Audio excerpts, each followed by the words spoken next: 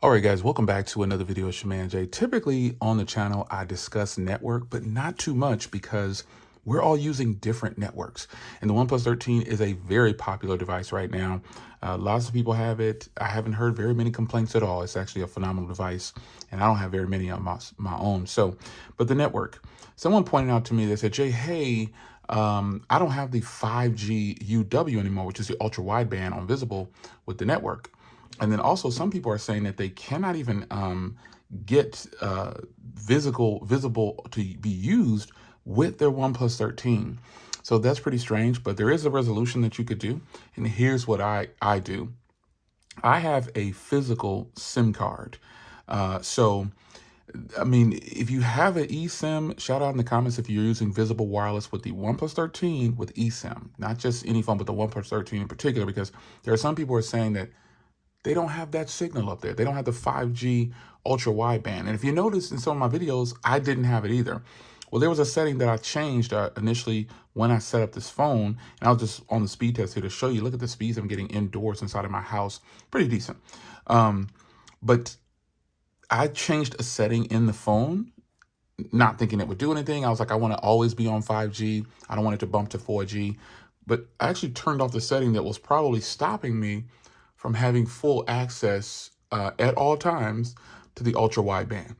So without revealing too much, I'm going to go ahead and I'm going to go into settings here, and I'm already there. I'll tell you how to get here. The reason I might have been here already because I don't want to reveal my phone number. So you go to settings, then network, then more settings, and you'll be right here. You need to make sure that is switched on. It was turned off for probably the first 5 days or 6 days, maybe even the first 7 days of having this phone. And it will only just say 5G over the signal bars. It would never give me access to the ultra wideband officially, like as the signal strength right there. As you can see, I'm on full 4 bars in my house. That just doesn't happen with many other cell phone providers. And again, this is why I don't really discuss cell phone providers or network, I should say, a lot. But I do promote Visible Wireless. I don't work for them. I was with T-Mobile for almost 27 years. I was with them before they were T-Mobile. And I enjoyed their service. But when they linked with Sprint, they claim nothing happened and everything's still the same. Absolutely not. I'm a consumer and I know how good my services were. And when they switched, I actually canceled the service. I was reluctant to do it because there were some perks there, but Visible Wireless has a referral program. You can pay $5 a month ultimately, or $10 a month, depending on what your plan you're on. I've recently switched to their Plus plan or whatever it's called, and that's why I have access to the 5G ultra wideband. Before I didn't have that; it just always said 5G on all my phones. So I want to talk about in this video briefly how to get that back. Well, it's right here. Make sure this is switched on. Automatically switch between 5G and 4G to reduce battery consumption. But some reason it doesn't go to 4G and it always stays pretty much 99% of the time or 95% of the time. It is on 5G UW no matter where I am, inside the house, outside the house, on the road, whatever I'm doing, it's on. But when I turn that off, you would think this would make me stay on 5G ultra wideband more, but when I turn it off, when it was off, it will always have the 5G over the signal there. So that is how I resolved that for me. I'm not saying it's going to work for everyone, but this is how I got my signal to stay with the 5G ultra wideband. As you can see there, I was testing the 5G signal indoors with the open signal speed test here. I tested downloads, and you can see here it's actually great. I'm gonna test this video and see what happens. I've never done a video test. Oh, it just tests the video here. That's all. Yeah. So it's doing 720, and maybe it'll switch to different ones to see if it can actually handle it. So this is 720 playback. Is it gonna switch to 1080p or something? Oh, it tells you how long and the test, what it did. So it only tests a 720p video, but there you go. No buffering, playback 93%, basically loading 1.2. So that's good. We'll try a speed test again. And it's 5G visible, as you can see there. The speed tests are just tests. Typically in my house, I get between 80 and 400 or so. But every time I'm filming, because you can see what the speeds were before I was filming, every time I film, it trolls me like this. It trolls me like this. So let's go back and let's do another speed test here. Look at the latency on there. Wow. It's incredible. Yeah, it's so weird. Every time I'm filming, when I'm not filming, you've seen some of the screenshots I put up. It's like 400. It's crazy, man.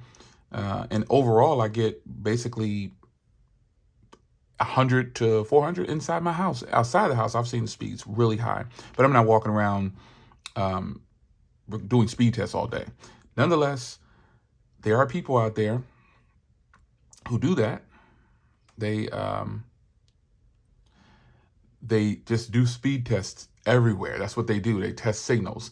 But I can tell you that this phone has been phenomenal on the signal. As you can see, I pretty much have a full signal, and it is still on 5G ultra wideband. I've learned that having that switched on, like I said, has corrected my issue with not seeing that signal. And it could be just showing me the signal. That doesn't mean I'm actually on the 5G ultra wideband network, but I believe that I am, based on when I'm out and about and I'm streaming or just doing whatever. I haven't had any hiccups. Phone calls, everything. And again, I don't discuss network very much because for that reason, we're all using different networks. So with that said, it's your man Jay. I hope you guys enjoyed. Brief video. The network on this phone has been great. And the antenna bars are here, here, there, there. And there might be antenna bars. I mean, this band going across might be an antenna bar. I didn't do any real research, but I can tell you that this phone is phenomenal on signal on Visible Wireless. If you want to join Visible Wireless, I have my referral link down below. Once you become a Visible Wireless person or subscriber or using their service, you then can refer people, and you can pretty much have your phone bill paid from referrals. I've done it for almost 2 years, almost a year and a half. I didn't have a cell phone bill. It was only like $5 a month. But I recently switched to their newer plan, and I got that bonus. I told you guys about that deal they were having for 2025, where you get a big chunk of it off. So I'm paying only $30 a month for their higher premium plan instead of $25 a month for their lower tier plan. And the lower tier plan, I was on it for almost a year and a half. So it's still good, but having access to the faster network speeds, faster hotspots and everything. And I use the hotspot on the other version for probably that almost every day, because we had power outages and stuff at one point, and I had to use it for 2 weeks straight, and it was great. I had no problems hooking it to laptops. But now we're not having power outages, and I'm on this plan, and I don't want any power outages to test it out. But I will say, signal on Verizon Wireless with the OnePlus 13 is possible. So if I didn't say it or I skipped it, you can use this phone on Visible Wireless. You just need to have a physical SIM card. From what I've heard from people talking to me in the comments, they're saying that Visible won't activate this phone, but I have a physical SIM card, so I didn't contact them at all. I just popped it in, and it works. It's your man Jay. Hope you guys enjoyed. Yeah, it works. I'll see you in the next one. Take care.